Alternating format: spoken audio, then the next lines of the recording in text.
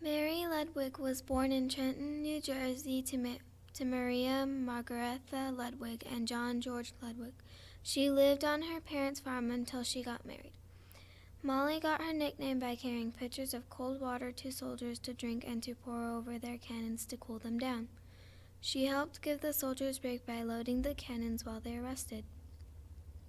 Molly was married twice. Her first husband was John Hayes, whom she had no children with. He died in 1789, and she remarried George Macaulay.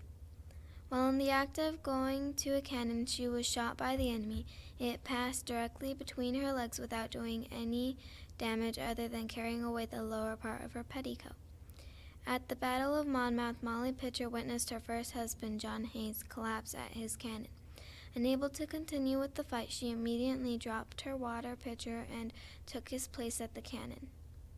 Hi, I am Molly Pitcher. When I was only a young teenager, I married William Hayes, a barber. Hayes joined the Continental Army during the Revolutionary War. I was a Revolutionary War hero. People built statues of me because of the role that I played in the 1778 Battle of Monmouth.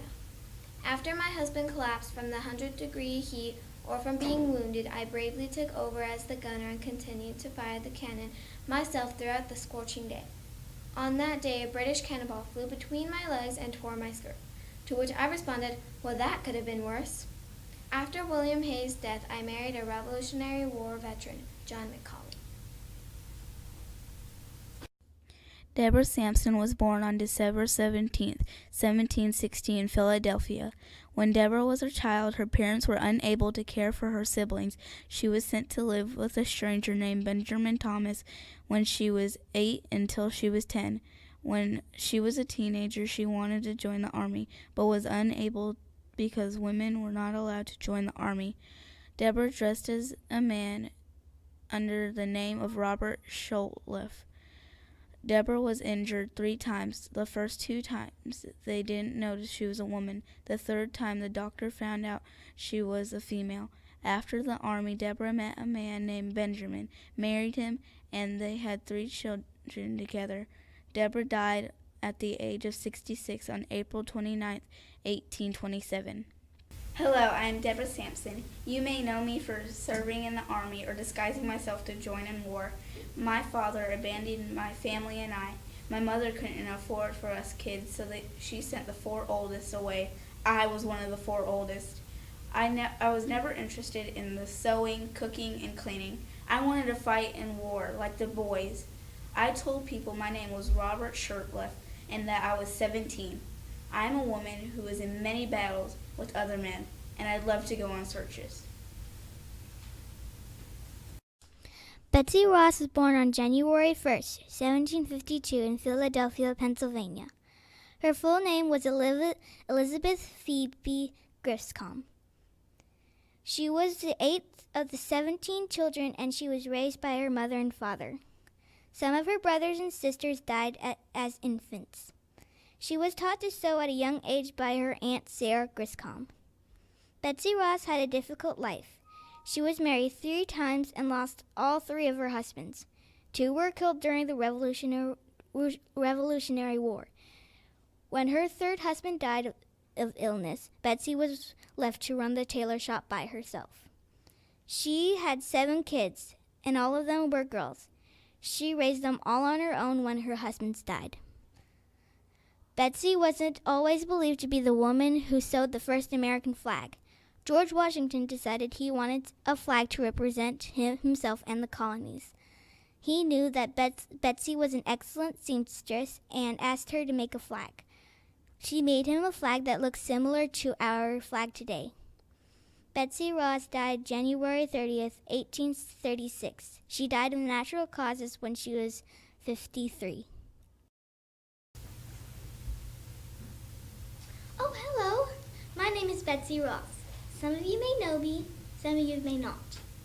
As you can see, I was the person who sewed the American flag for the very first president, George Washington himself. My parents were Rebecca James Griscom and Samuel Griscom.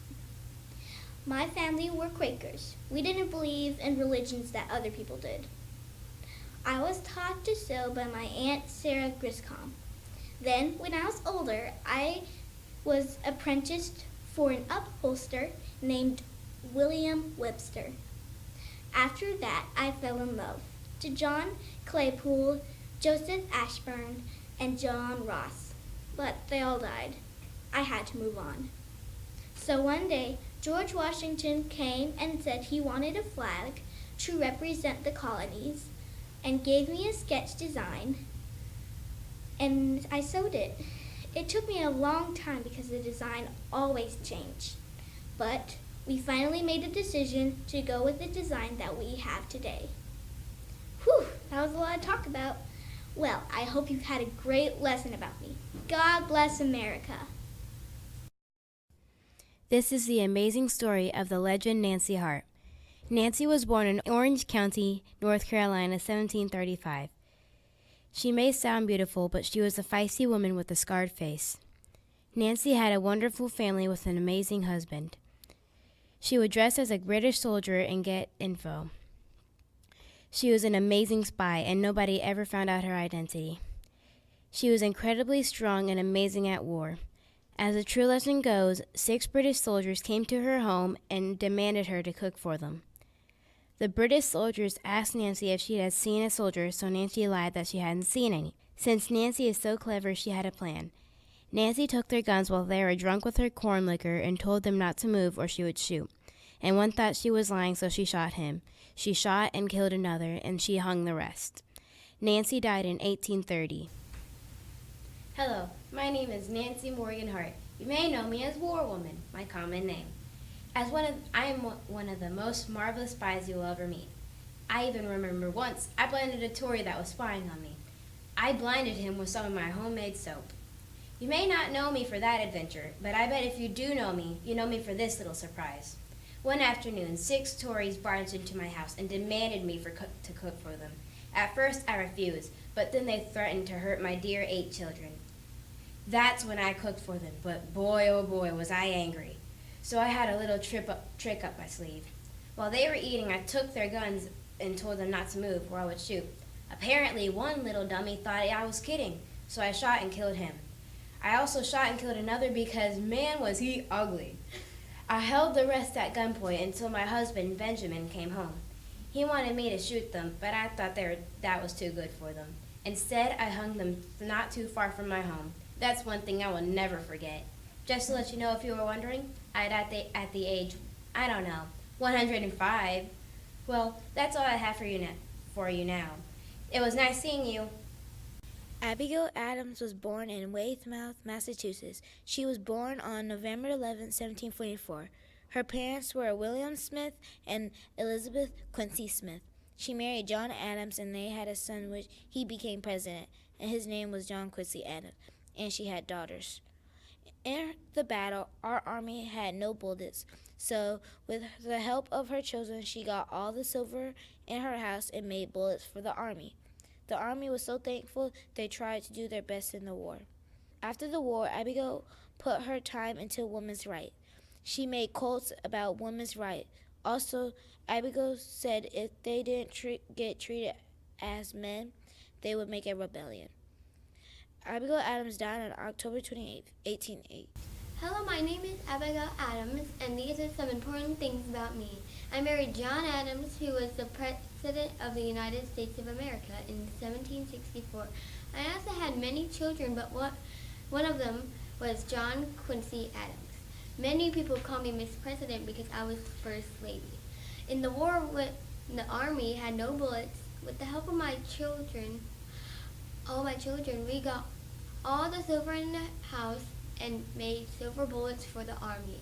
After the war, I focused on women's rights and tried to make men and women's rights equal.